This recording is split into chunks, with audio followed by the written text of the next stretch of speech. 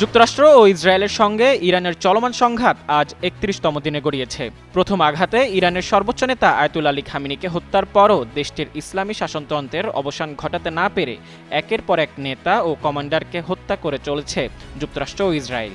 তবে শক্ত জবাব দিচ্ছে তেহরানও।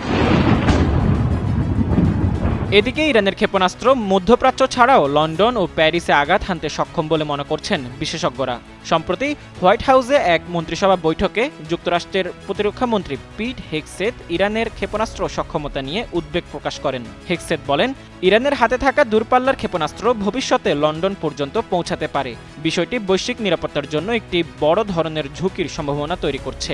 সেই বৈঠকে উপস্থিত ছিলেন মার্কিন প্রেসিডেন্ট ডোনাল্ড ট্রাম্পও। ওই বৈঠকে ২০ মার্চের একটি ঘটনা উল্লেখ করা হয়।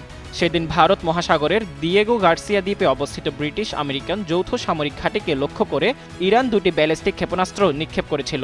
কিন্তু ক্ষেপণাস্ত্র দুটির একটি মাঝপথেই ভেঙে পড়ে এবং অন্যটি আকাশেই প্রতিরক্ষা ব্যবস্থার মাধ্যমে ধ্বংস করা হয়। ব্রিটিশ সংবাদ মাধ্যমের তথ্য অনুযায়ী যুক্তরাজ্য সরকার নিশ্চিত করেছে যে এই হামলায় কোনো লক্ষ্যবস্তুতে আঘাত হানতে পারেনি ক্ষেপণাস্ত্রগুলো। তবে বিশ্লেষকদের মতে এই ঘটনার মাধ্যমেই ইরানের সামরিক সক্ষমতা সম্পর্কে নতুন করে ভাবতে বাধ্য হচ্ছে পশ্চিমা বিশ্ব।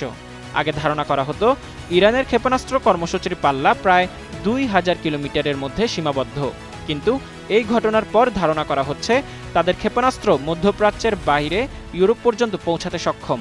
কারণ দিয়েগো গার্সিয়ার দূরত্ব ইরান থেকে প্রায় ৪,০০০ কিলোমিটার। যদিও ক্ষেপণাস্ত্রগুলো লক্ষ্যবস্তুতে পৌঁছাতে পারেনি, তবুও বিশ্লেষকরা মনে করছে এই প্রথম কোনো ইরানি ক্ষেপণাস্ত্র এত দীর্ঘ দূরত্ব অতিক্রম করেছে। এর আগে এমন সক্ষমতার প্রমাণ পাওয়া যায়নি। অপরদিকে ইরান সরকার এই অভিযোগ অস্বীকার করে জানিয়েছে তারা কোনো সামরিক ঘাঁটিতে হামলা চালায়নি। এদিকে ইসরায়েলের প্রতিরক্ষা বাহিনী দাবি করেছে ইরান ক্রমাগত তাদের ক্ষেপণাস্ত্র সক্ষমতা বাড়াচ্ছে এবং তা ইউরোপ, এশিয়া ও আফ্রিকার জন্য বড় ধরনের হুমকি হতে পারে। সব মিলিয়ে ইরানের ক্ষেপণাস্ত্র সক্ষমতা নিয়ে আন্তর্জাতিক মহলে উদ্বেগ থাকলেও যুক্তরাজ্য বা ইউরোপের জন্য তাৎক্ষণিক বড় ধরনের হুমকির সম্ভাবনা এখনও কম বলেই মনে করছেন বিশ্লেষকরা। ভবিষ্যতে নাটো এবং পশ্চিমা দেশগুলোর পদক্ষেপের উপর নির্ভর করবে এই পরিস্থিতি কোন দিকে মোড় নেয়। মোজাম্মেল পায়েল, যুগান্তর নিউজ।